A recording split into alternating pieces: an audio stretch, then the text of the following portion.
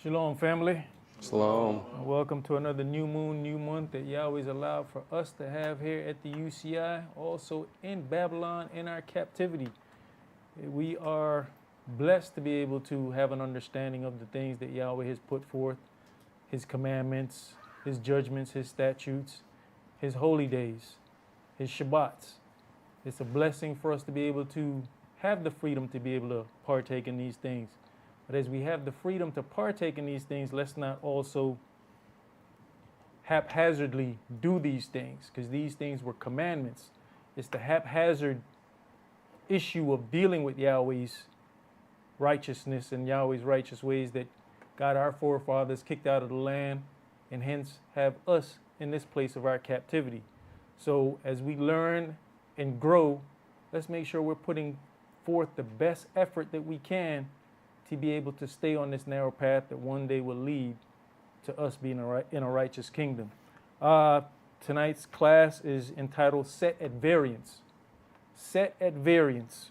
So let's go ahead and go to Matthew chapter 10, and we're going to read verses 16 through 42.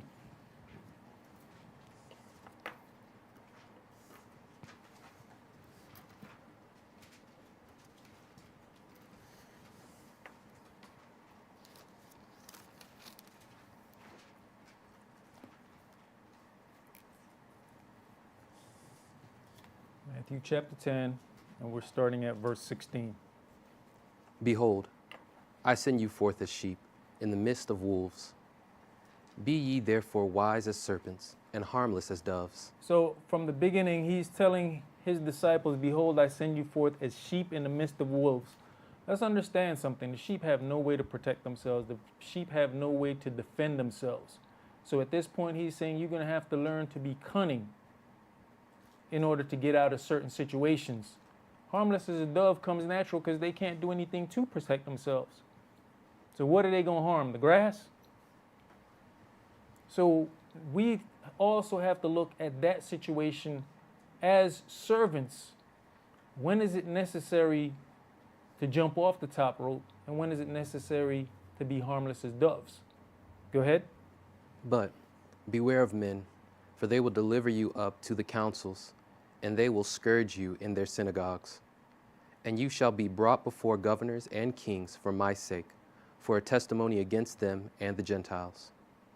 But when they deliver you up, take no thought how or what ye shall speak, for it shall be given you in that same hour what ye shall speak. For it is not you that speak, but the Holy Spirit of your Father which speaketh in you. So that means you're going to have some restraint to not always want to push your own will forward and be able to have the Spirit use you for that good work. Go ahead. And the brother shall deliver up the brother to death, and the father the child, and the children shall rise up against their parents and cause them to be put to death. This is the biggest thing that most of us deal with in walking in the Word. When we find out that a brother or a sister come up against us,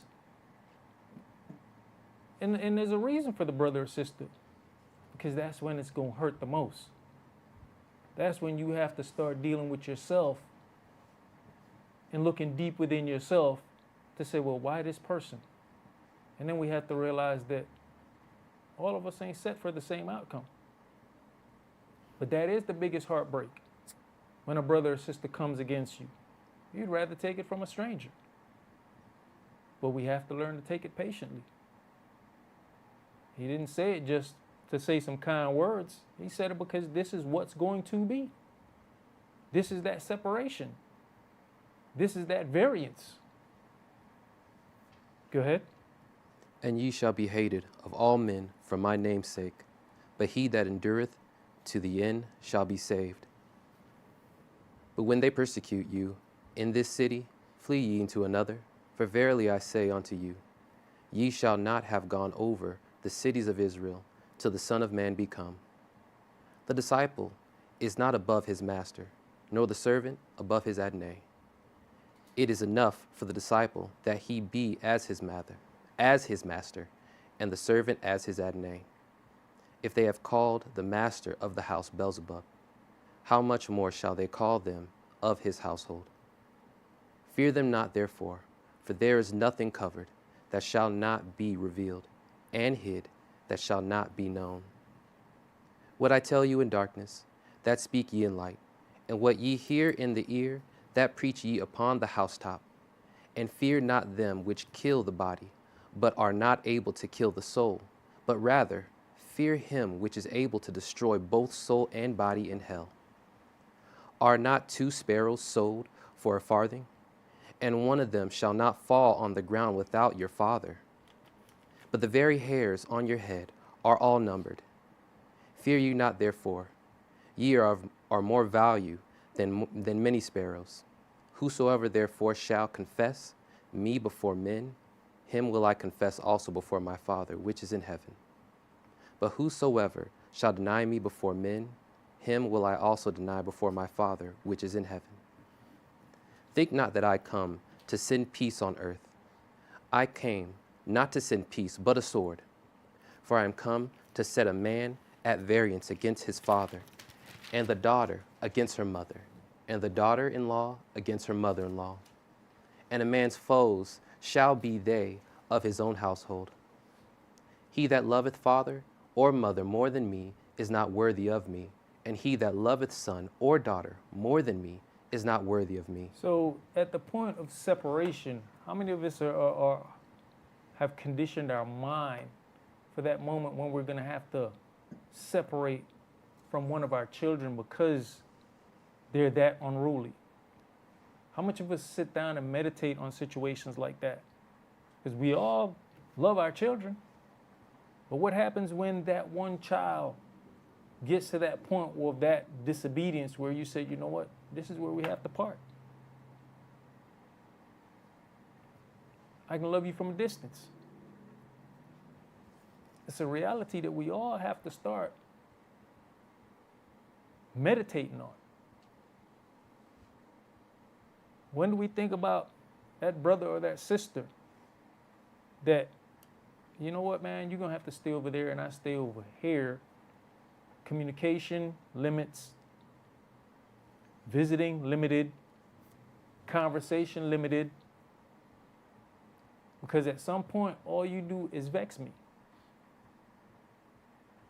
But while you're looking at it, then you got to look at, okay, the attributes of these individuals.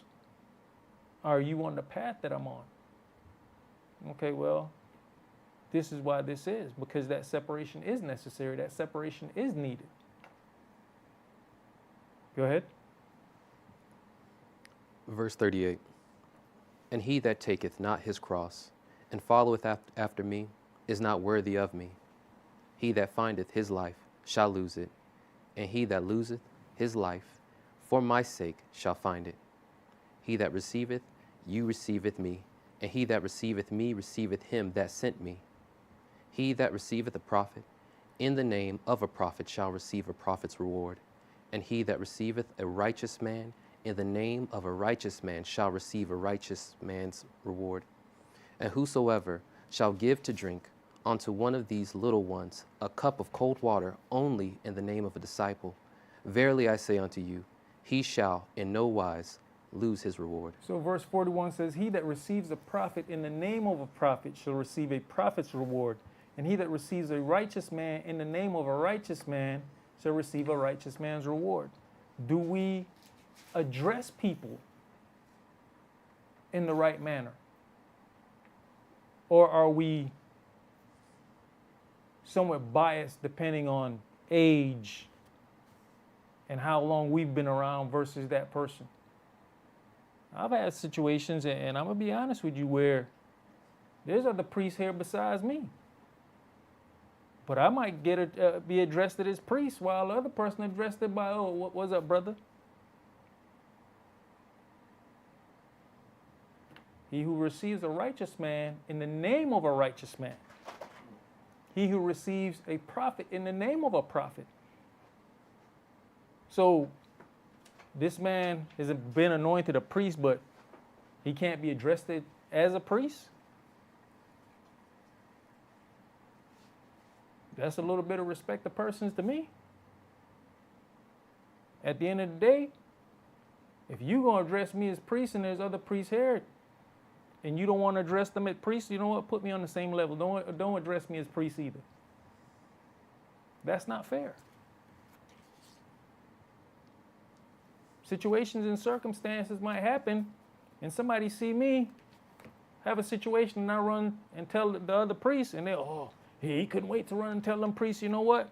That's because I'm not going to allow for variance to happen.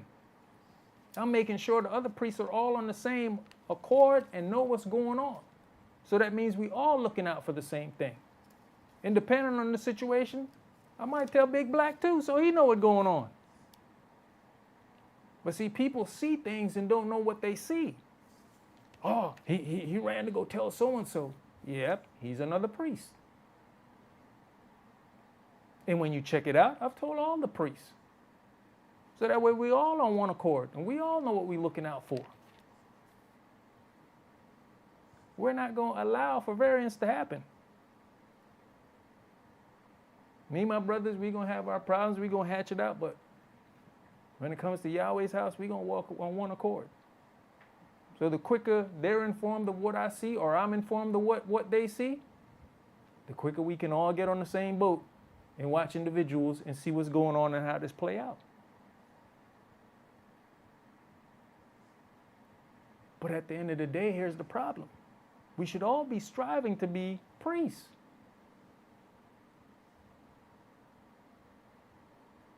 So even without the anointing, if I walk up to a brother and say, "What's up, priest?" Now somebody go, oh, was he anointed priest? He's born as an Israelite. He's a male, he is a priest. You finished that, my brother? Mm-hmm. Read the definition there for variance for me, please. G2054, variance. Eris, of uncertain affinity, a quarrel, that is, by implication, wrangling, contention, debate, strife, variance. Okay, and see if I let certain things happen, or if Elder let certain things happen, then you got wrangling and contention between the priests. No, we going to inform each other what's going on as quick as we can. That way, we put all that down as quick as possible. Let's go to Luke chapter 12. Luke chapter 12, and we're going to start at verse 49.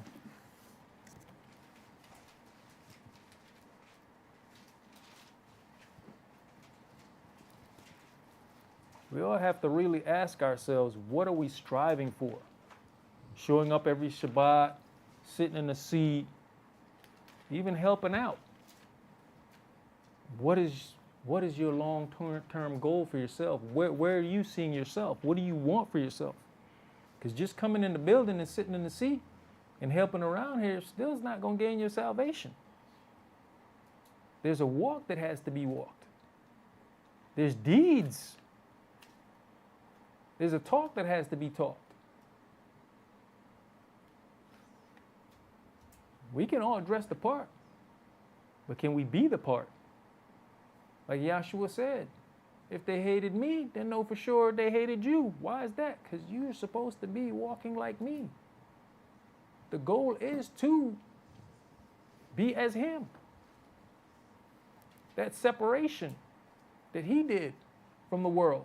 That's why he said, you think I came to bring peace? No, I came to bring a sword.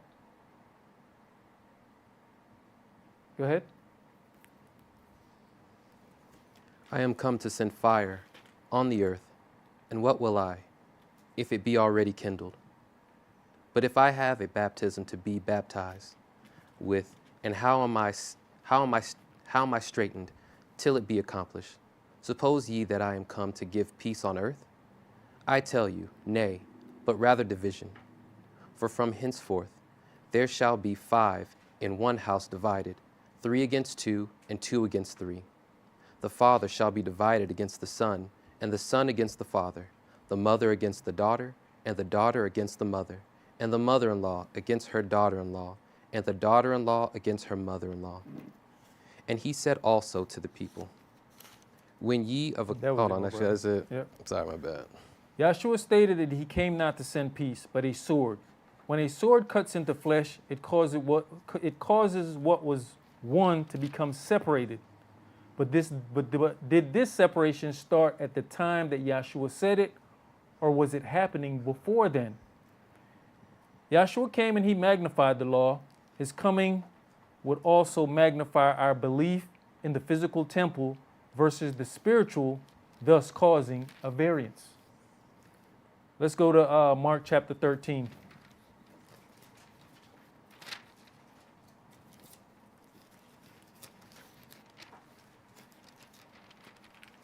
See, it was hard for a lot of people to believe that he was the Messiah. They wanted signs. They wanted him to prove who he was.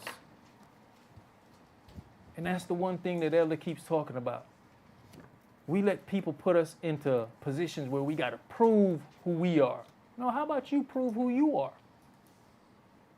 When we see throughout this book, that was their problem with him. They wanted him to prove.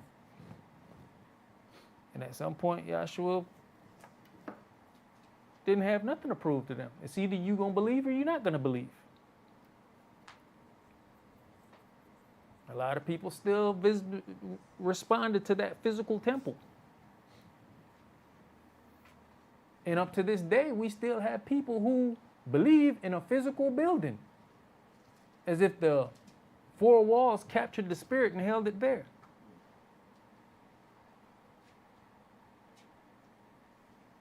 That then separates a system of belief.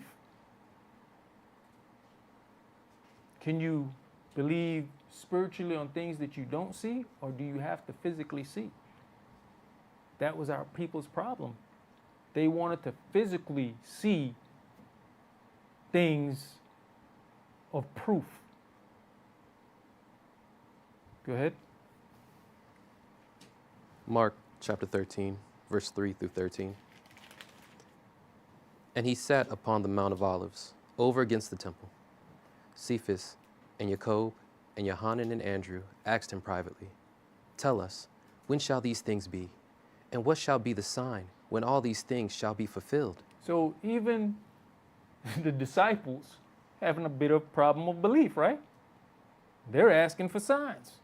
When shall these things be? And what shall be the sign when all these things shall be fulfilled? Go ahead. And Yahshua answered them, began to say, "Take heed, lest any man deceive you. For many shall come in my name, saying, I am the anointed one, and shall deceive many. And when ye shall hear of wars and rumors of wars, be ye not troubled. For such things must need be, but the end shall not be yet. For nation shall rise against nation, and kingdom against kingdom, and there shall be earthquakes in diverse places, and there shall be famines and troubles. These are the beginning of sorrows.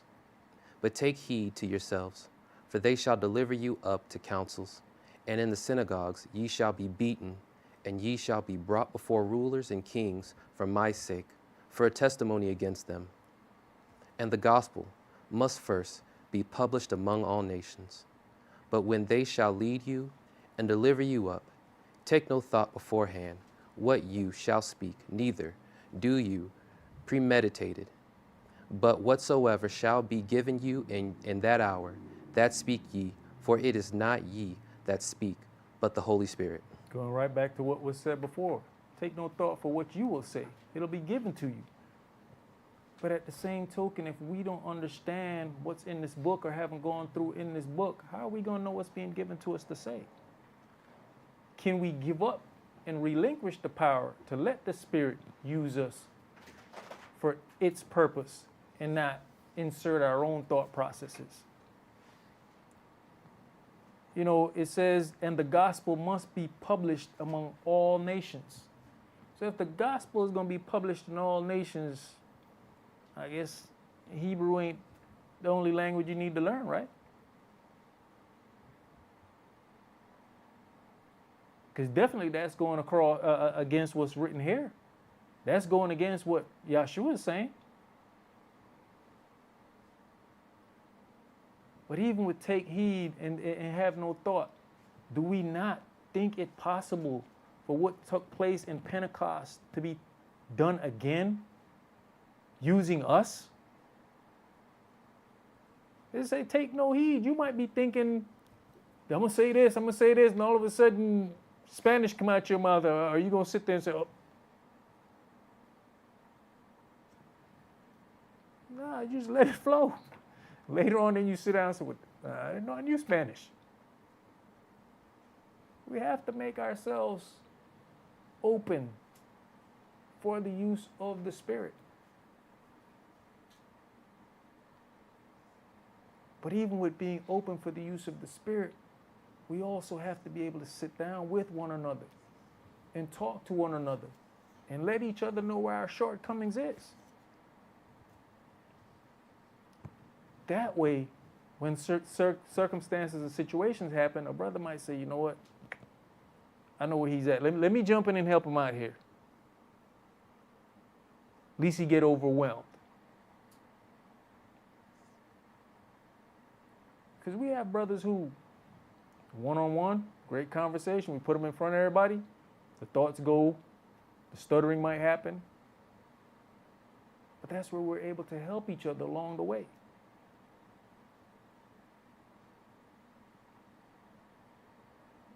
Some of us are still rough around the edge.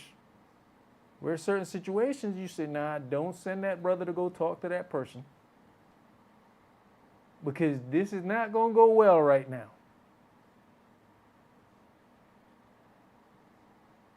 But even with that, we're all human beings. We were made in the image of El. He gets angry, so hey, please forgive me if I still get a little bit angry.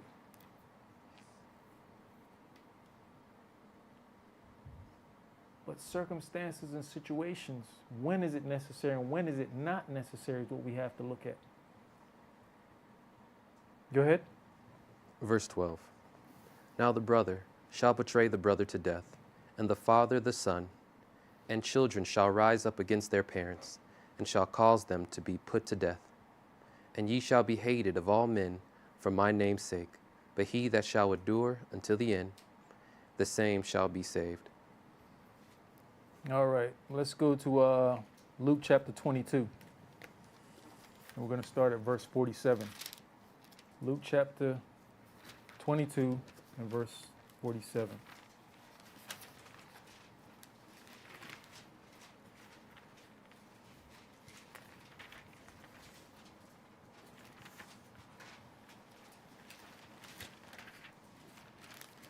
You know what, in the situation of natural brothers and sisters, when you have to cut them off, you know, I can honestly say, hey, the thought process of thinking about them doesn't go away. Does it mean you don't care? Does it mean you don't love them?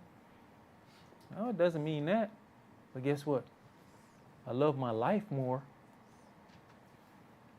I love this word more.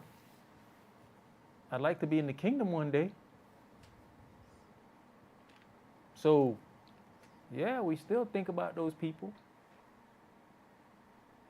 Does it make you heartless? No. In the words of our big brother, who's my mother? Who's my father? Who's my brother? Who's my sister? Once we start to get that through our head, then the rest of them people, they're just kinfolks. Go ahead, my brother. Luke chapter 22 and start at verse 47. And while he yet spake, behold, a multitude, and he that was called Judas, one of the 12, went before them, and drew near unto Yeshua to kiss him. But Yeshua said unto him, Judas, betray thou the Son of Man with a kiss? And when they which were about him saw what would follow, they said unto him, Adonai, shall we smite with the sword? And the one of them smote the servant of the high priest, and cut off his right ear. And Yeshua answered and said, Suffer ye thus far. And he touched his ear, and healed him. Then Yeshua said unto the chief priests, and captains of the temple, and the elders which were come to him, Be ye come out, as against a thief, with swords and staves? When I was daily with you in the temple, ye stretched forth no hands against me. But this is your hour, and the power of darkness. So do we know when it's necessary to smite with the sword? And do we know when it's time to put the sword away? Those are things that we all have to learn. Those are things that we all have to look at. And one of the biggest things about that is knowing yourself and not putting yourself in a situation where you know it's going to overwhelm you and the old man's going to come out. There's a difference in putting yourself in a situation and somebody putting you in that situation. But the biggest thing is the least you put yourself in that situation, the more opportunity you get to grow and get that thing under control.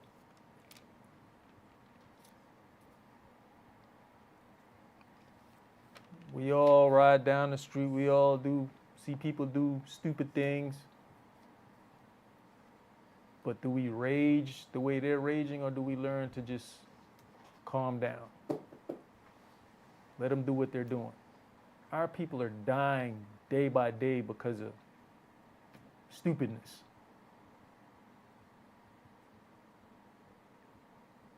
Let them go on down the road. Two hot heads don't make any sense. I witnessed a situation yesterday. Some people a couple pulled up at the garage, jumped out, and they're looking at a car. The car didn't belong to any of them. Guy goes, "Can I help y'all?" Guy says, "I'm just showing her this car." And then he goes, "What you showing her the car for?" I'm like, "Dude, leave this alone. Leave it alone." Honestly, what can come out of that? To me, you want to be helpful. Hey, is there something I can help you with? But I'm looking at the situation, I'm looking at the old me, and not knowing this person, this can go bad. This can go very, very bad. And that's the point that we all have to get to, is where we can de-escalate things and then look back and say, boy, some years ago I'd have been that idiot. But how do we get to that point? We get to that point by fellowshipping with each other. We get to that point by talking with each other. I tell people, for all those who sit around and say, well, Elder's busy. I'll talk to him some other time. Hey, you go ahead and miss out if you want to. Go ahead and keep thinking for him, or scheduling his time, or my time, or any of the seasonal brothers' time. You might never get another opportunity. There's no present time like the present time. As a young dude, one of my greatest sayings that I gravitated to was carpe diem. Seize the day. You might never get another opportunity. There's a few in the room who was in the presence of El Yaakov, and I was one of them. Oh, he's busy. Nah, I won't let that happen anymore. I often say to people, where y'all at when I'm getting my behind handed to me by Elder? But guess what? Those situations is what I'm using to grow. Those situations is what I use to now be able to help my brothers and my sisters to grow. And then there's situations that I've been through and I can see it and be like, bro, that's not good. But I've heard it said that I'm hard. I don't talk to him, he's hard. Okay. So obviously if I'm hard, then you really just want the easy road. You want the smooth sands like like our forefathers did.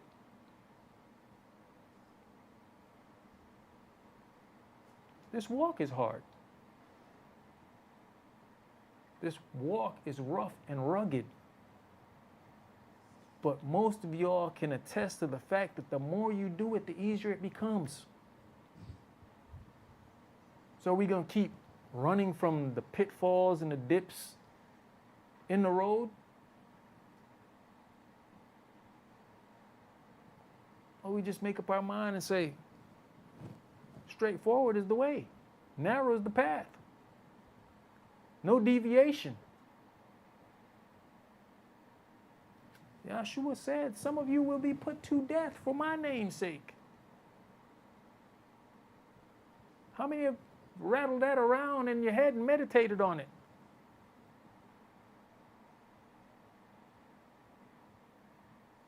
How many people have actually sat down and thought about the thing of, we've had people that come and go. Do we know how many of those people are actually taking notes and jotting names down? That one day somebody might say, oh no, you one of them. We're going to be like Cephas? I know not what you say. I don't know the man. I don't know the place.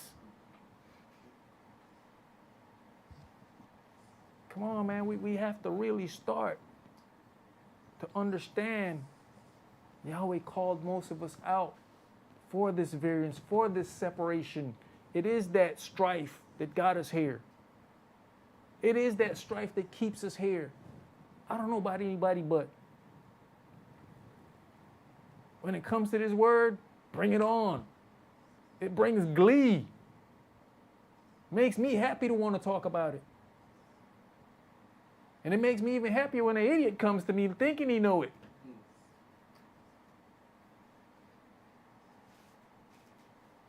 And I said most of us, because there's still people here who got more of the world in them than the word in them.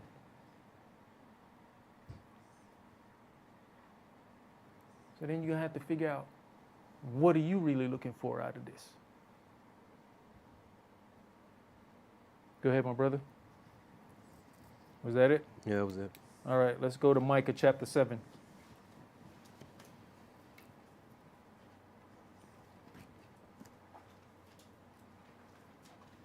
Many are called, chosen a few. Separation.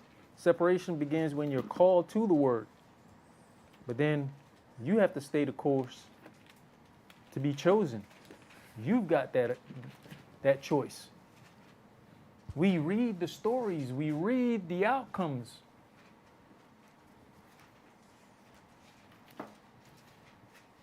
Like it's been said, somebody playing Judas. But hey, you look long enough and say, you know what? A lot of my attributes seem to be going on the Judas route. Well, guess what? You can't betray the Messiah again to death, so you might have an opportunity to change. If you meditate and look long enough and say, you know what, I keep seeming to go right here down this path. Hey man, you might have that opportunity to be able to change that outcome. We all got the same book. But are we all hearing the same thing? Are we all reading the same thing? Are we all receiving the same thing? Micah chapter 7 and start at verse 1, please. Woe is me, for I am as when they have gathered the summer fruits, as the grape gleanings of the vintage. There is no cluster to eat. My soul desireth the first ripe fruit. The good man is perished out of the earth, and there is none upright among men. They all lie in wait for blood.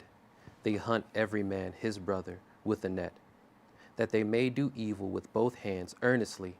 The prince axeth, and the judge axeth for a reward. And the great man, he uttereth his mischievous desire. So they wrap it up. The best of them is as a briar. The most upright is sharper than a thorn hedge. The day of thy watchman and thy visitation cometh. Now shall be their perplexity. Trust ye not in a friend. Put ye not confidence in a guide. Keep the doors of thy mouth from her that lieth in thy bosom. For the son dishonoreth the father. The daughter riseth up against her mother. The daughter-in-law against her mother-in-law, a man's enemies are the men of his own house. Trust you not in a friend. Put you not confidence in a God. I'd rather call you brothers than friend, because he just said, trust you not in a friend. Go ahead. Therefore, I will look unto Yahweh. I will wait for Elohim, for my El, my salvation. My El will hear me. Rejoice not against me, O mine enemy. When I fall, I shall arise. When I sit in darkness, Yahweh shall be a light unto me. I will bear the indignation of Yahweh, because I have sinned against him, until he plead my cause and execute judgment for me. He will bring me forth to the light, and I shall behold his righteousness. Then she that is mine enemy shall see it, and shame shall cover her which said unto me, Where is Yahweh, thy Elohim? Mine eyes shall behold her. Now shall she be trodden down as the mire of the streets. Verse 5 says, trust you not in a friend, put you not confidence in a guide. Keep the doors of your mouth from her that lies in your bosom. That's where we also have to be looking at our household. Are we all on the same page? Are we all on the same path? Like I stated earlier, have we made up our mind that we may have to walk away from some of our children? We may have to separate.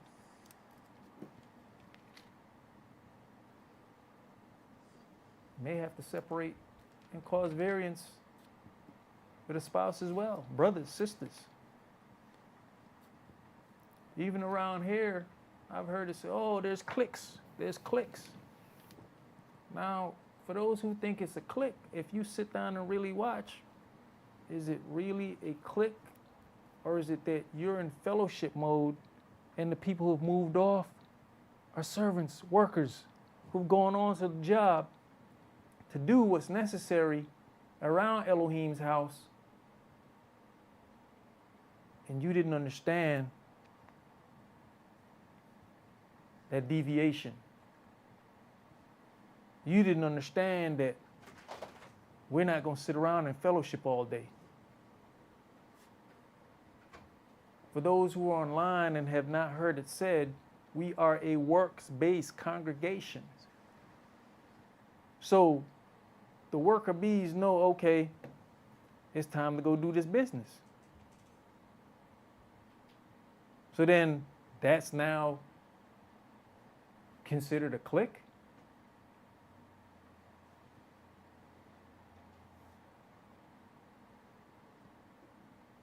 We have to really sit down and think about the things that we say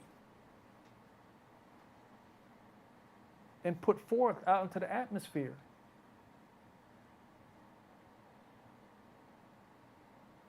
Everybody's welcome to put a hand here or put a hand in here or there.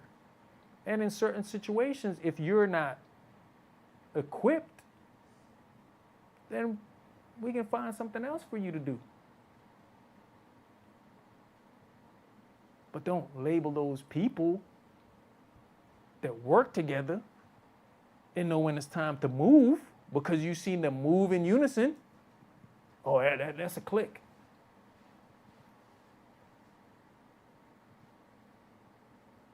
Yeah, they click their heels together to go do work. That's what happened. And of late, we've got people coming 5 hours, driving 5 hours one way.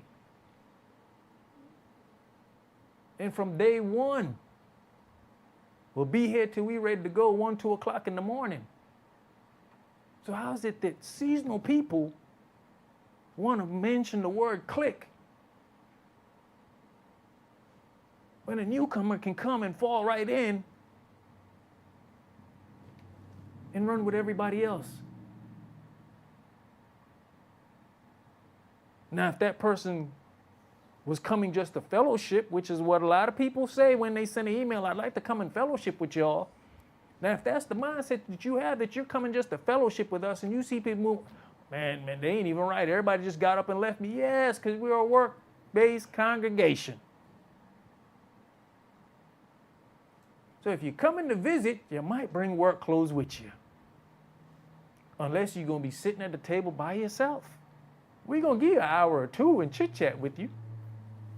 But then off to the work we go. What Yahshua said, greater works than these will you do. We're that generation.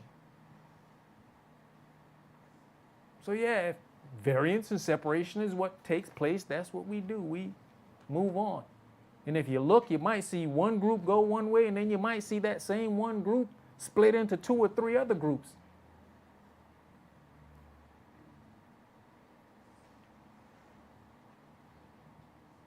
So until it's stated that the work is done, which should never happen, because then we all in trouble, we're a works-based congregation.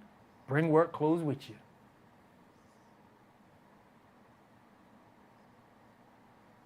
But if you just came to fellowship when we get up and go, hey, we'll see you next Shabbat.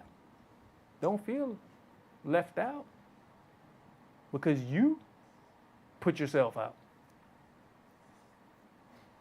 Don't put that on us because you stayed out.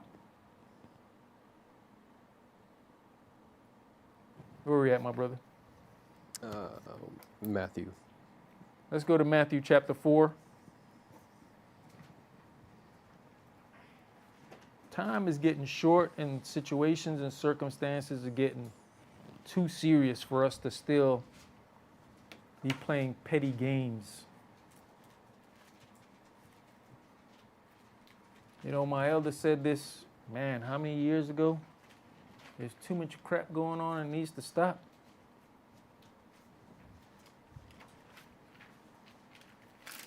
How many years ago was that?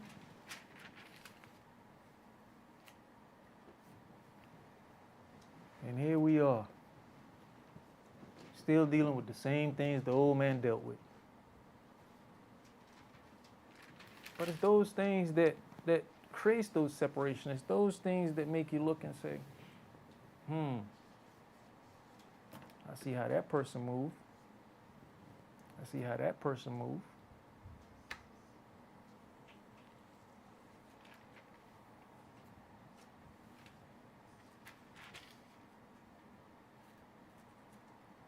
Hey man, there's a lot of people wanting to come through the doors. You just don't see them.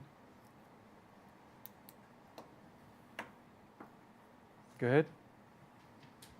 Again, the devil taketh him up into an exceeding high mountain, and showeth him all the kingdoms of the world, and the glory of them, and saith unto him, all these things will I give thee, if thou wilt fall down and worship me.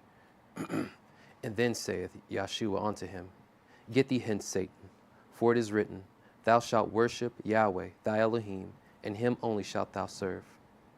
Then the devil leaveth him, and behold, angels came and ministered unto him. Now when Yahshua had heard that Yohanan was cast into prison, he departed into Galilee.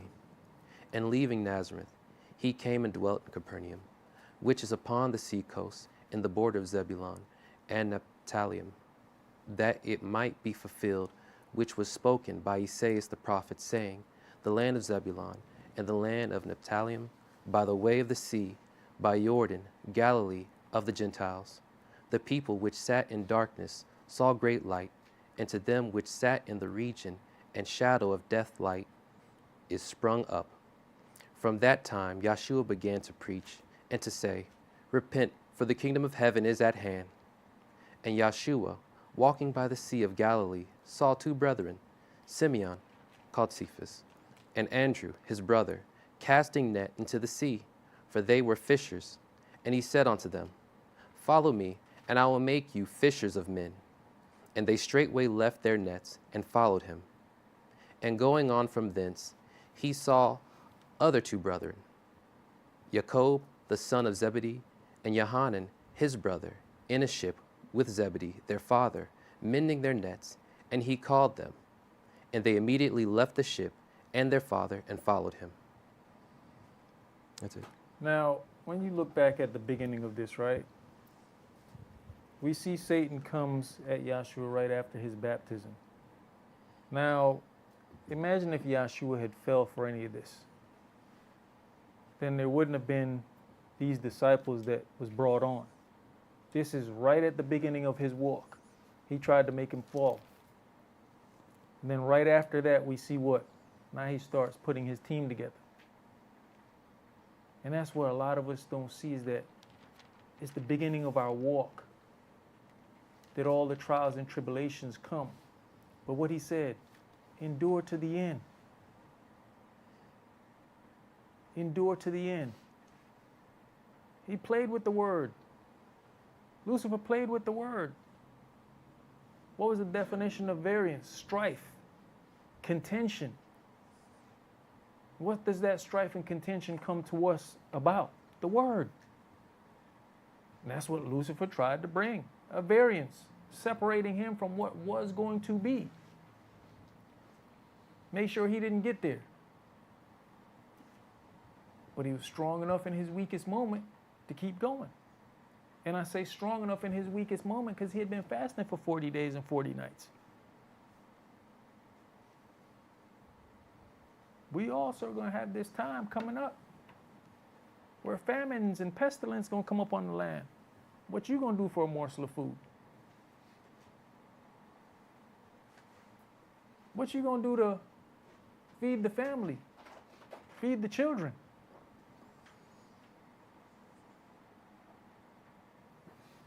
Let's go to Mark chapter 1.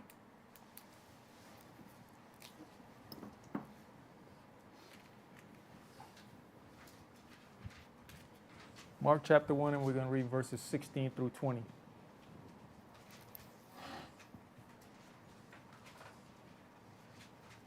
Now, as he walked by the Sea of Galilee, he saw Simeon and Andrew, his brother, casting a net into the sea, for they were fishers.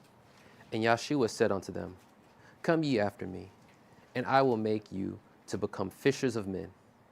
And straightway they forsook their nets and followed him. And when he had gone a little further, thence he saw Jacob, the son of Zebedee, and Johanan his brother, who also were in the ship mending their nets. And straightway he called them, and they left their father Zebedee in the ship with their hired servants, and went after him. Now I want us to keep in mind that earlier we read where Yahshua said, I came not to bring peace, but a sword I'm going to set a man at variance. And as we can see in all these situations, as he came along and said, come, follow me, they dropped what they were doing, separated themselves from their father to be about his business. So, like I asked the question or made the statement earlier, did this variance happen at that time when he said it, or was it already happening? Was things already going in motion before Yahshua said those things out of his mouth? As he said, from hence, these things shall be. But what I wanted to look at is, these things was going on even before then. Genesis chapter 4.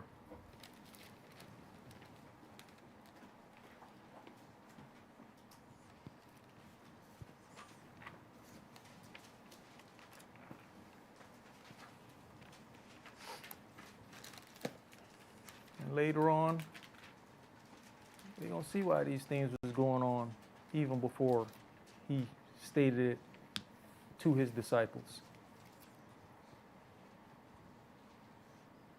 Genesis chapter 4, we're going to read verses 1 through 10. And Adam knew Eve his wife, and she conceived, and bare Cain, and said, I have gotten a man from Yahweh. And she again bare his son Abel. And Abel was a keeper of sheep, but Cain was a tiller of the ground. And in process of time it came to pass that Cain brought of the fruit of the ground an offering unto Yahweh. And Abel, he also brought of the firstlings of his flock, and of the fat thereof. And Yahweh had respect unto Abel and to his offering. But unto Cain and to his offering he had no respect, not respect. And Cain was very wroth, and his countenance fell. And Yahweh said unto Cain, Why art thou wroth, and why is thy countenance fallen? If thou dost well, shalt thou not be accepted? And if thou dost not well, sin lieth at the door, and unto thee shall be his desire, and thou shalt rule over him.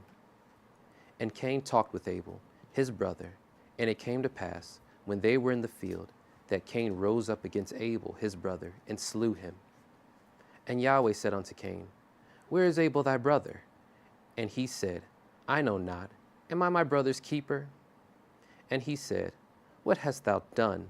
The voice of thy brother's blood crieth unto me from the ground. So from the beginning, we can see that some of us have an inborn concept to do righteousness. And like Yahshua stated, you'll be killed for my name's sake. But he is the word. He is that word that was made life. There was already a difference between Cain and Abel. We all have to sit down and meditate and look at our past and the things we've been through. And look at the thought processes of some things you had where you would have did some real stuff. But then that little conscience that you have says, you know what, I'm not even going to take it to that limit. But then there's other people who don't have that gauge.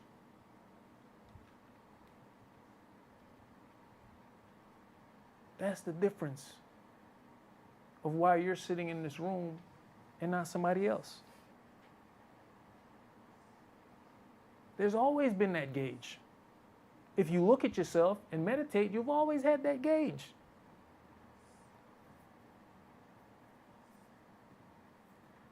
So let's continue to let that gauge guide us.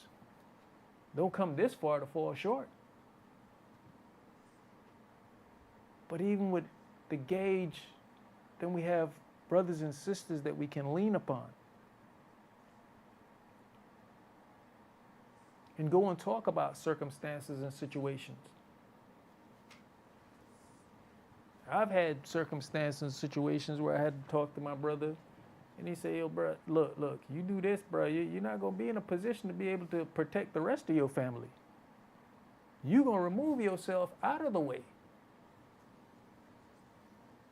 So in decision making, do we run to the heathen for advice? Who gonna boost or something? Say, yeah, I would. And then you're sitting behind cells going, well, I ain't talk to the priest.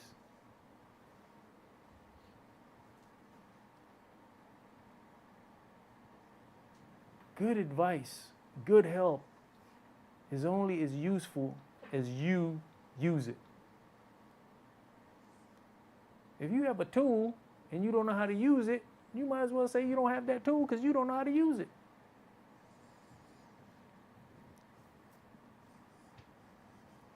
What's the sense of having righteous advice around you, but you go to the heathen for advice?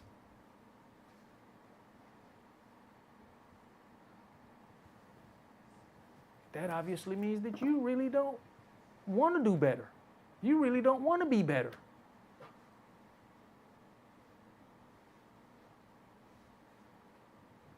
Yahweh told Cain point blank, if you do good, okay, how do I do good then? What was wrong? He didn't ask that question. He was hell-bent on doing what he was going to do. So when the outcome is not favorable, remember, you were hell-bent on doing what you wanted to do. There was always a separation. And then we see what this separation led. Further down, you got a righteous seed, and you got that seed of Lucifer, who just can't seem to get it right. Let's go to Genesis chapter 21.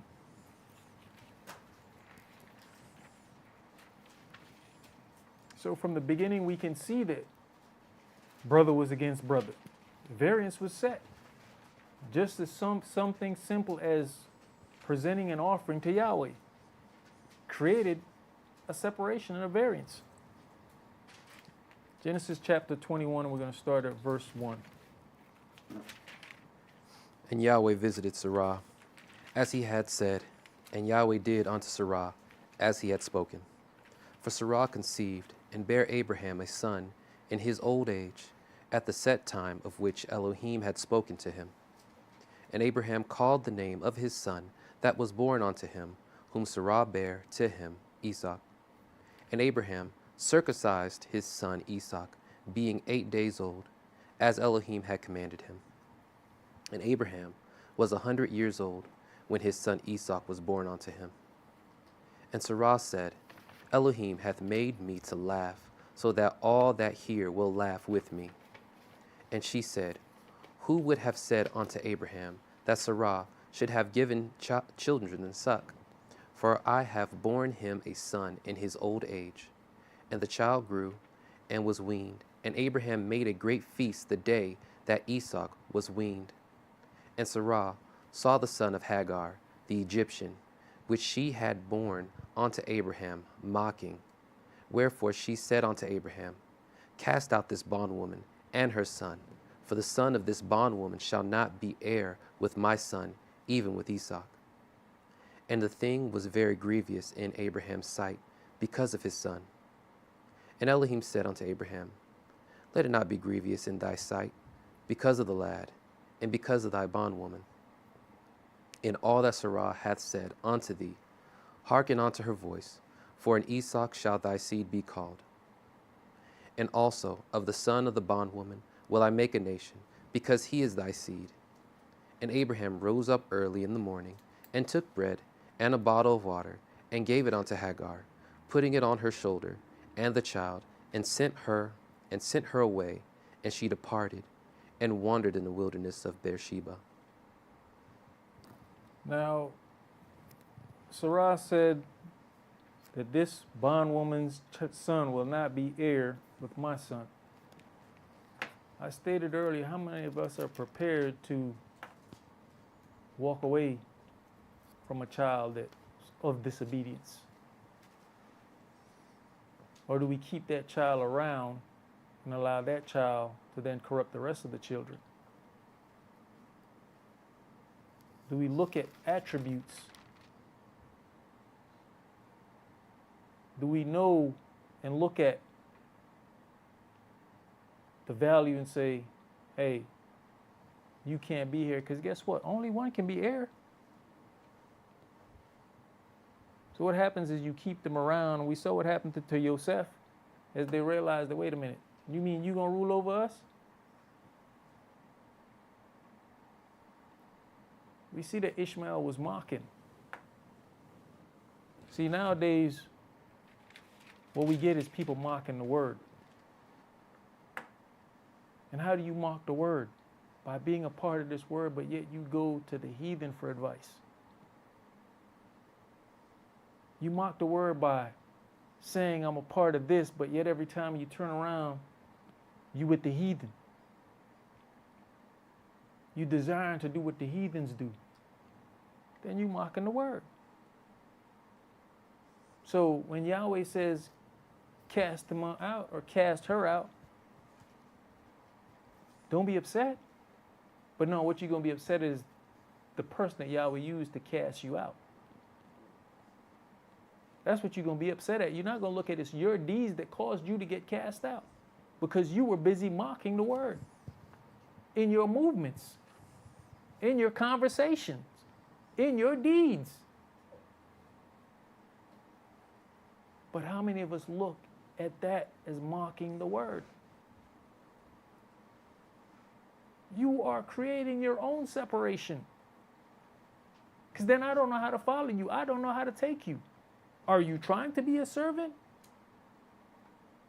Or are you the son of Mammon or the daughter of Mammon?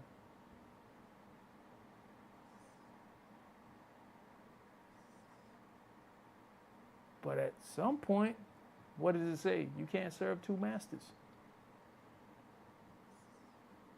The true you is going to be revealed. But just remember, your own doings, your own deeds brought it upon you. Let's go to 1 Samuel chapter 16. 1 Samuel chapter 16. We're going to read verses 1 through 13.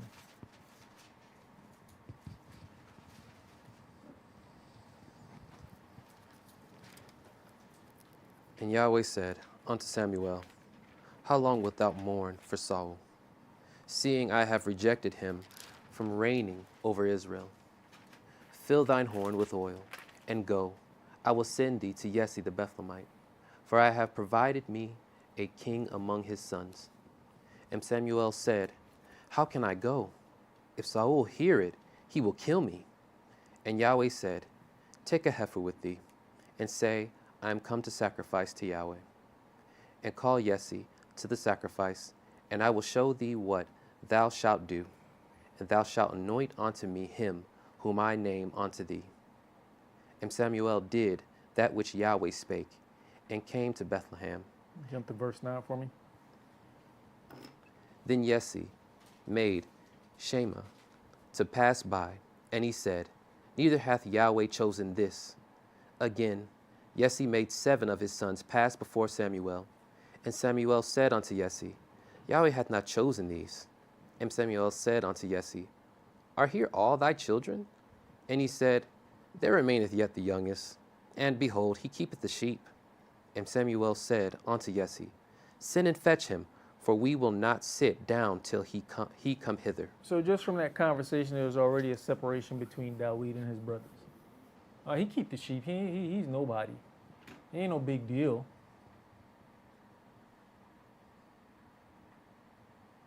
So if the father can say, oh, he keeps the sheep, how do you think the brothers look at him?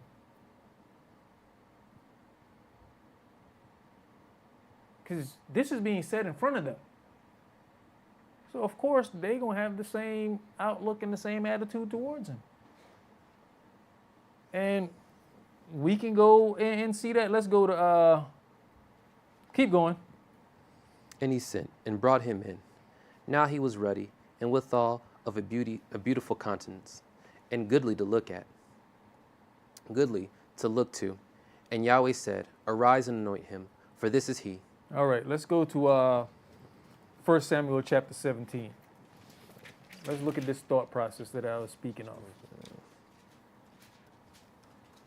1 Samuel chapter 17 and start at verse 26. And David spake to the men that stood by him, saying, What shall be done to the man that killeth this Philistine, and taketh away the reproach from Israel? For who is this uncircumcised Philistine, that he should defy the armies of the living Elohim? And the people answered him after this manner, saying, So shall it be done to the man that killeth him. And Elab, his eldest brother, heard when he spake unto the men, and Elab's anger was kindled against David. And he said, Why comest thou down hither?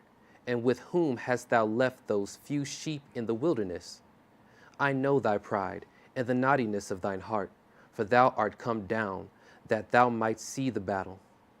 And David said, What have I now done? Is there not a cause? So, see what Eliab said, right? Man, who watching the sheep? You ain't nothing but a shepherd boy. Isn't that kind of what daddy said? Isn't that what the father put out there? Yes, he said he keep the sheep. But they all got the same mentality. He ain't like us. He's a little shepherd boy. So there's already a difference set between them. And what did he also said? What is now the cause? What have I now done? When do we usually say that? When you constantly on me, man, what I do now? That's basically what he's saying. So that means they were always at him. They was always on him. There's already a separation between him and them. Let's go to 1 Samuel chapter 20.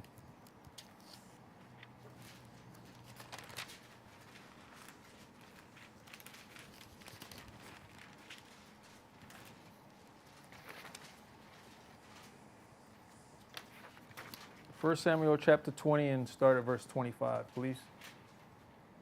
And the king sat upon his seat, as at other times, even upon a seat by the wall. And Jonathan arose, and Abner sat by Saul's side, and David's place was empty. Nevertheless, Saul spake not anything that day, for he thought something hath befallen him. He is not clean, surely he is not clean. And it came to pass on the morrow, which was the 2nd day of the month, that David's place was empty. And Saul said unto Jonathan his son, Wherefore cometh not the son of Jesse to me, neither yesterday nor today? And Jonathan answered Saul, David earnestly asked to leave of me to go to Bethlehem. And he said, Let me go, I pray thee, for our family hath a sacrifice in the city, and my brother, he hath commanded me to be there. And now, if I have found favor in thine eyes, let me go away, I pray thee, and see my brethren. Therefore he cometh not unto the king's table. Then Saul's anger was kindled against Jonathan, and he said unto him, Thou son of a perverse rebellious woman, do not I know that thou hast chosen the son of Jesse to thine own confusion, and unto the confusion of thy mother's nakedness? And for as long as the son of Jesse liveth upon the ground, that thou shalt not be established, nor thy kingdom. Wherefore now send and fetch him unto me, for he shall surely die. And Jonathan answered Saul his father, and said unto him, Wherefore shall be he slain? What hath he done? And Saul cast the javelin at him, and smite him, to smite him, whereby Jonathan knew that he was determined of his father to slay David. So Jonathan arose from the table in fierce anger, and did not eat meat the 2nd day of the month, for he was grieved for David, because his father had done him shame. All right, let's go to Yohanan chapter 1 and hear the conclusion of this matter. As we can see, even before Yahshua spoke it out of his mouth, there was constantly a separation between righteousness and evil. Jonathan made a decision. Jonathan knew that his father's ways were wrong, and David was a righteous man. He said, did Yahshua not say, I'm going to set the father against the son? Son against the father? It's been going on before he even spake it out of his mouth. Yohanan chapter 1, and let's start at verse 1. In the beginning was the Word, and the Word was with Elohim, and the Word was Elohim. And the same was in the beginning with Elohim. All things were made by him, and without him was not anything made that was made. In him was life, and the life was the light of men. And the light shineth in darkness, and the darkness comprehended it not. There was a man sent from Elohim, whose name was Yohanan. The same came for a witness, to bear witness of the light, that all men through him might believe. He was not that light, but was sent to bear witness of that light. That was the true light, which lighteth every man that cometh into the world. He was in the world, and the world was made by him, and the world knew him not. He came unto his own, and his own received him not. But as many as received him, to them gave him power to become the Son of Elohim, even to them that believe on his name, which was born not of blood, nor of the will of the flesh, nor of the will of man, but of Elohim.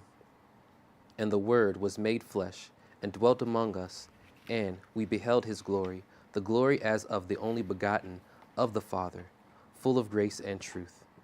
The Spirit of Israel that entered into Yahshua at his baptism, this is that Word that was there from the beginning, the same Word that made all things.